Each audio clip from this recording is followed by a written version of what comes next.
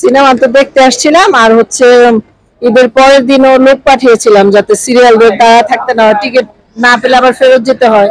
তো আজকে বিশেষ করে মোবাইল কিনতে আসছিলাম, আর ভাবলাম যে যদি টিকিট পাই তাহলে টিকিট নিয়ে যাব, পরে এসে দেখবো। তো আজকেও টিকিট কাটতে আসার পরে বললো যে শুক্রবার পর্যন্ত কোনো কিছু সিট খালি নেই।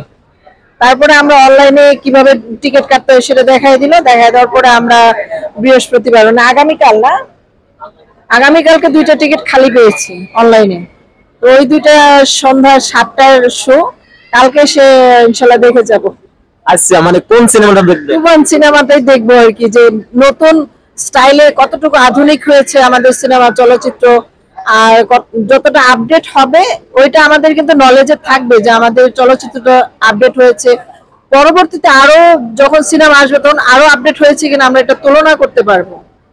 এই ঈদে তো আরো অনেক মুভি তো মানে ঈদে মুক্তি পেয়েছে, তো আপনি মানে তুফানি দেখবেন, অন্যগুলা দেখবেন না? এটা এখন যদি বলেন যে সাকিব খানের জন্য দেখবেন, তাহলে বলবো যে না, সাকিব খানের জন্য তো আমাদের, আমি এসে যদি দেখি যে পাশাপাশি হিন্দি সিনেমা চলতেছে, পাঠান চলতেছে বা যে কোনো কিছু, আমি আমার বাংলাদেশের ছবিটা আগে দেখবো। আর তুফান সিনেমা নিয়ে অনেক বেশি আলোচনা হচ্ছে যে এটা নাকি 3টা ছবি রিমেক করা। যদি রিমেক করা হয়, আমি ওই 3টা ফিল্ম আমি দেখেছি, ওই 3টা ফিল্ম আমার খুবই মানে ফেভারিট ফিল্মের মধ্যে মানে একটি করে হবে। ওই ছবি শর্ট যদি থাকে তাহলে তো অনেক ভালো।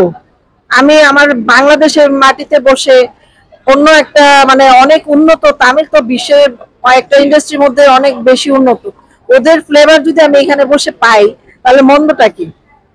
আর বড় পর্দার ছবি, আমি তো বাসায় টেলিভিশনে বসে তামিলের সিনেমা দেখছি, কিন্তু এটা তো বড় পর্দার ছবি। আর সাকিব খান এত দীর্ঘ এত বছর সে নিজেকে অনেক ইমপ্রুভ করেছে। আগে যত সিনেমা করেছে, যেমন রাজপুত্র, রাজকুমার, সরি রাজকুমারটা আমি কিন্তু সিট পাইনি, মানে টিকিট পাইনি, দেখতে পাইনি। প্রিয়তমার সময় আমি টিকিট পাইনি, টিকিট না পাওয়ার পরে আমি ইয়াতে মতিঝিল গিয়েছিলাম, মধুমিতায়, সরি। তো ওখানে গিয়েও টিকিট পাইনি, ব্ল্যাকে টিকিট বিক্রি হচ্ছে। তো এটা আমার মানে একদিকে ভালো লেগেছে যে মানুষ মারামারি পর্যন্ত করতেছে। তো আমার অপেক্ষার সময় অনেক দীর্ঘ হওয়ার পরে আমি পরে ইউটিউবেই দেখলাম প্রিয়তমা রিলিজ হওয়ার পরে, আর বিগতে রাজকুমারটা দেখলাম। কিন্তু আমি যদি পর্দায় দেখতে পারতাম আমার কাছে বেশি ভালো লাগতো। তো সেই জন্য আমি পর্দায় দেখার জন্য বড় পর্দায় সেটা টিকিট কাটা, নাহলে আমি পরে অপেক্ষা করে ইউটিউবে দেখতে পারতাম।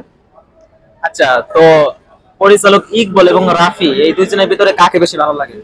অবশ্যই রাফি, উনি যে পরান সিনেমা মেকিং করেছে তো অসাধারণ। আমি মানে আমার মন চায় যে আরো 5বার দেখি।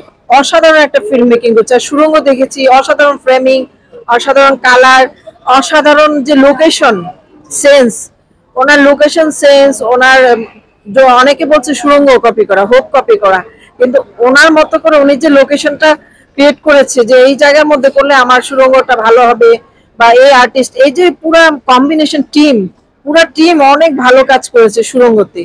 তো রাফি সাহেব, ওনার ফিল্ম বরাবরই আমার ভালো লাগে। উনি অনেক ট্যালেন্ট, আমাদের বাংলাদেশের অনেক বড় সম্পদ।